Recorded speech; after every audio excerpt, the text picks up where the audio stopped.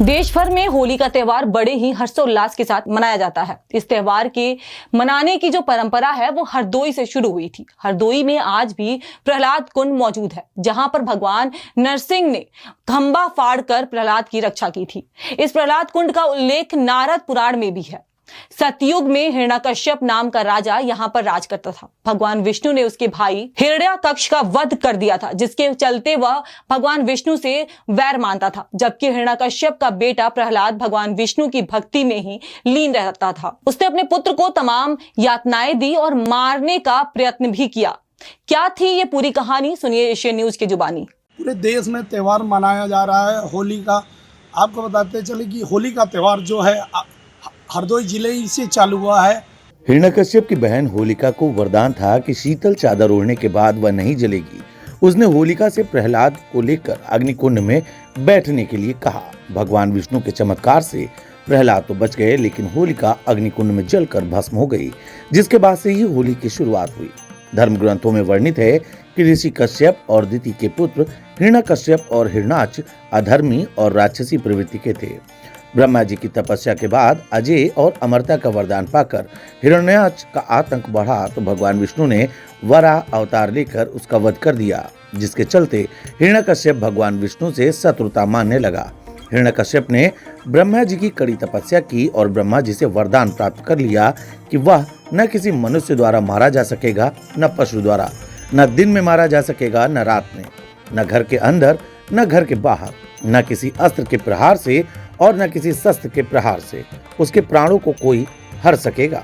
ब्रह्मा जी से वरदान प्राप्त कर खुद को अमर समझने लगा और उसका आतंक बढ़ गया। पुजारी रामविलास तिवारी ने बताया कि उस समय लकड़ियों की राख से लोगों ने होली खेली थी, जिसके बाद अबीर गुलाल से यह त्योहार मनाया जाने लगा।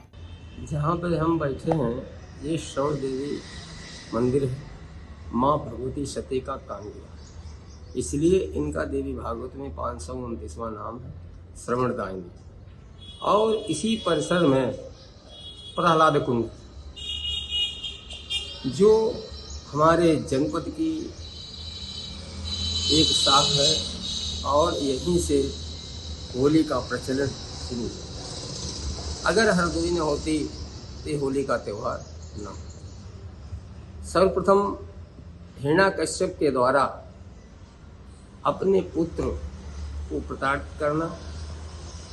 प्रताड़ित करने का जानलेवा हमला किया, कई बार मारने की कोशिश की। अंत में अपनी बहन से होलिका से कहा कि इसको हमारे रास्ते से हटा दो। उसके पास वरदानी दुशाला था, जिसको ओढ़कर जब आग में बैठती थी तो आग उसे व्याप्त नहीं होती। एक दिन ऐसा किया, होलिका ने उसे प्रहलाद को लेकर अग्नि में गोदी में बैठी।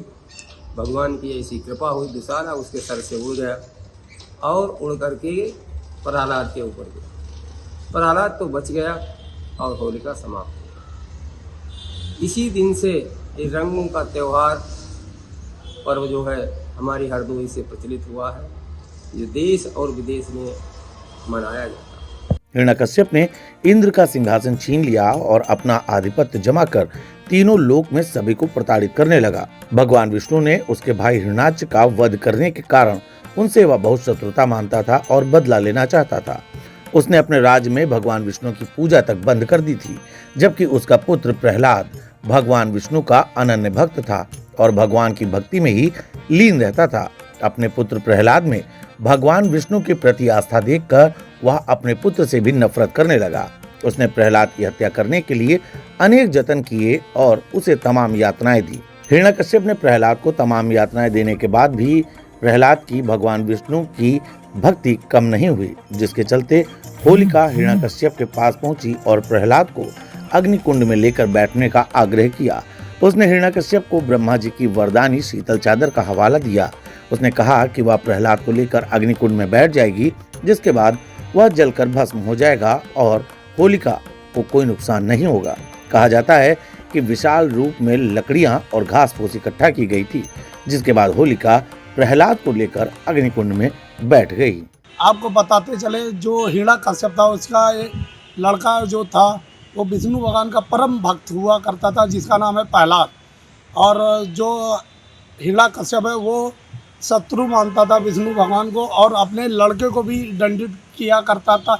लेकिन जो प्रहलाद थे बहुत बड़े भक्त थे और हिरण्याकश्यप की एक बहन थी होलिका, जिसको ब्रह्मा जी से ये वरदान था कि वो आग में भी चली जाए उसको आग छू नहीं पाती थी।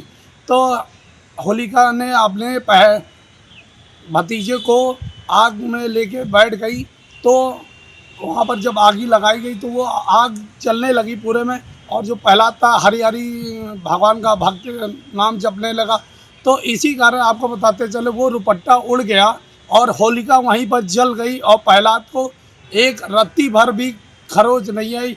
इसीलिए होली का नाम होली पड़ गया, जो पूरे देश में मनाया जाता है। एशियन न्यूज़ के लिए फारूक कुरैशी के साथ आशीष गुप्ता की खास रिपोर्ट हरदोई। भगवान विष्णु कृपा से ब्रह्मा जी की वरदानी शीतल चादर ओढ़कर होलिका प्रहलाद के साथ बैठ गई। प्रहलाद तो बच गए, लेकिन होलिका उसी आग में जलकर भस्म हो गई। बस यही से शुरुआत होती है होलिका दहन की, जो बुराई पर अच्छाई का प्रतीक माना जाता है। आप सभी को होली की हार्दिक शुभकामनाएं और कैसी लगी कहानी हमें कमेंट करके जरूर बताएं। धन्यवाद।